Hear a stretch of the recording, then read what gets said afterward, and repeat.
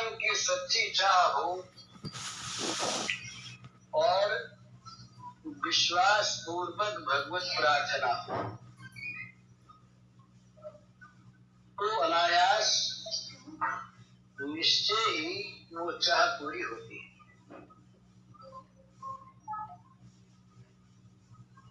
जिस चीज की इच्छा होती है ना अत्यंत, उसका स्मरण अपने आप होता है। सवेरे एक प्रश्न आया था कि भगवान का स्मरण निरंतर कैसे हो। एक प्रश्न था, अभी वही शायद है कि सब कुछ प्रीतम के रूप में कैसे दिखे। तो स्मरण होने के बाद पहले जिस चीज की अत्यंत आवश्यकता होती है, जिसके बिना काम नहीं चलता, जो जीवन की चाह होती है, उसका स्मरण करना नहीं पड़ता। उसका स्मरण है अपने आप स्वाभाविक होता है, हुए बिना रहता नहीं। छोड़ने की इच्छा करने पर भी नहीं छूटता, क्योंकि वो जीवन की अनिवार्य आवश्यकता है। वो जीवन की इस प्रकार की चाह है जिसके पूरी हुए बिना बेचैनी रहती है, चैन नहीं पड़ता।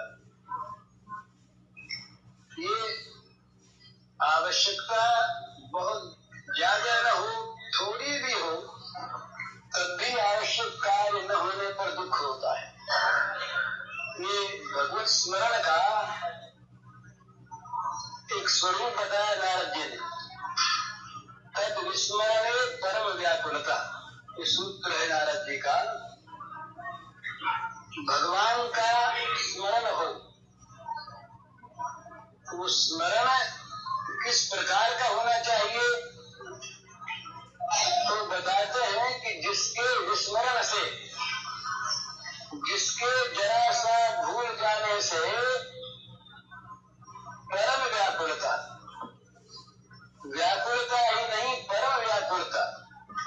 जैसे किसी मछली को जल से निकाल लिया जाए और वो जैसे तरफड़ाती है, व्याकुल होती है, तो उसकी परम व्याकुलता। जैसे हमारा श्वास रुकने लगे, दम घुटने लगे, उस समय जैसी व्याकुलता होती है, उसका नाम है परम व्याकुलता।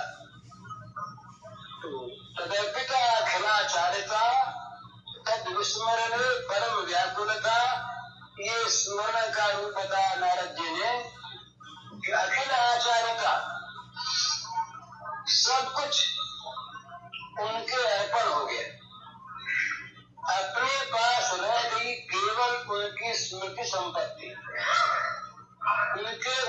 उनकी स्मृति रूपी धन, ये अपने पास बचा, ये परम संपत्ति। तो इस स्मृति का कभी किसी कारण से थोड़े समय के लिए भी यदि कांटा टूट जाए तो तद विस्मरण परम व्याकुलता, ऐसी व्याकुलता हो जाए कि उसे लोग देख न सके, माने देखने वाले घबरा जाए। इस प्रकार की व्याकुलता को कहते हैं परम व्याकुलता। तो क्या व्याकुलता होने पर भूल हो सकती है? तो व्याकुलता ही तो याद है। जिसके लिए व्याकुल हो चित्त, उसकी स्मृति तो व्याकुल करती है, विस्मृति में स्मृति है। इसीलिए ये प्रेम के राज्य में वियोग में नित्य प्राप्ति है। वियोग के अंदर नित्य भगवान की प्राप्ति है, वियोग में अभाव नहीं। ये बहुत समझने की चीज है कि जिस वियोग में अभाव होता है, वो वियोग भगवान का वियोग नहीं है। सांसारिक वस्तुओं के वियोग में अभाव की प्रतीति होती है और भगवान के वियोग में अभाव की प्रतीति नहीं होती,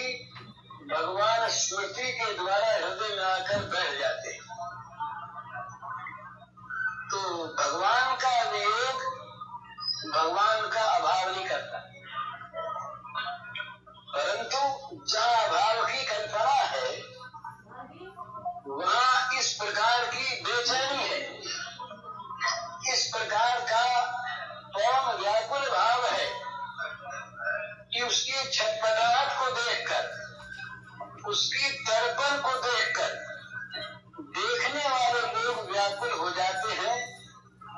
उनके मन में करुणा उत्पन्न हो जाती है कि क्या हो गया। उद्धव लौट करके आए और राधा की दशा देख करके आए।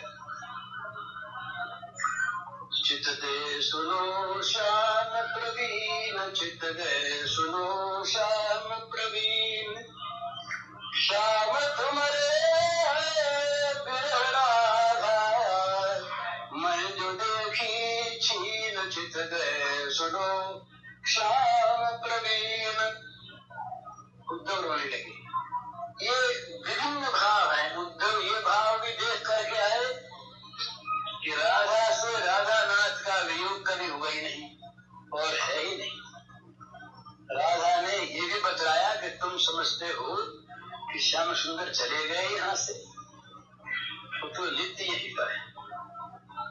और राधा के वियोग की लीला को भी देखा तो आकर रोने लगे उद्धव जी और उलाहना देने लगे श्याम सुंदर को कि तुम बड़े निठुर हो।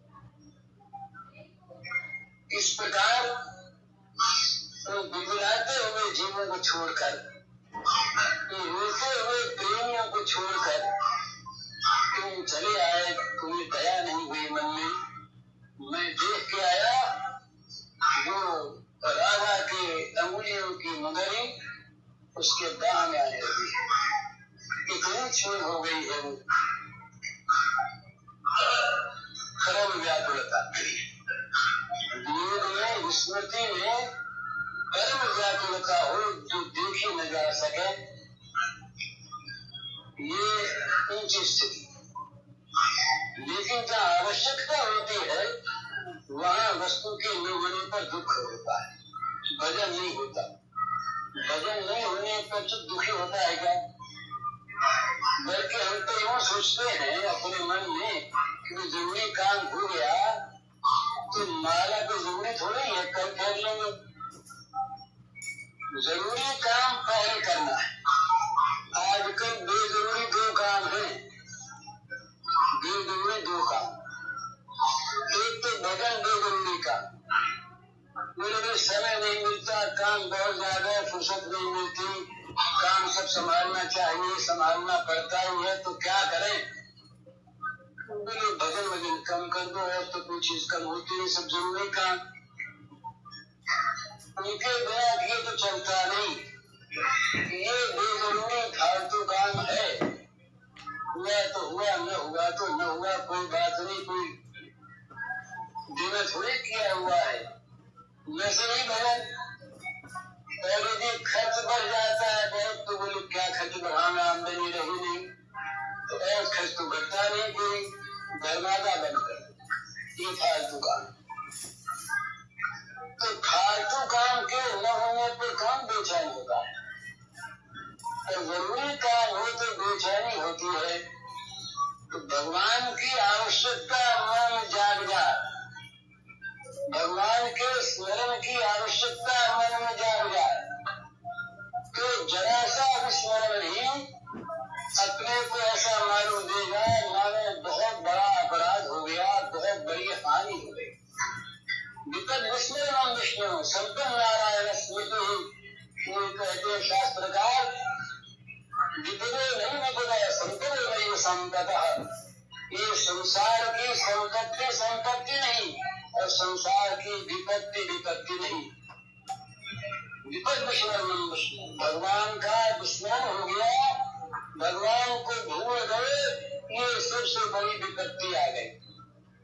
तो संपूर्ण नारायण स्मृति है, भगवान नारायण की स्मृति हुई, भगवान याद रहे तो सारी संपत्ति मिल गई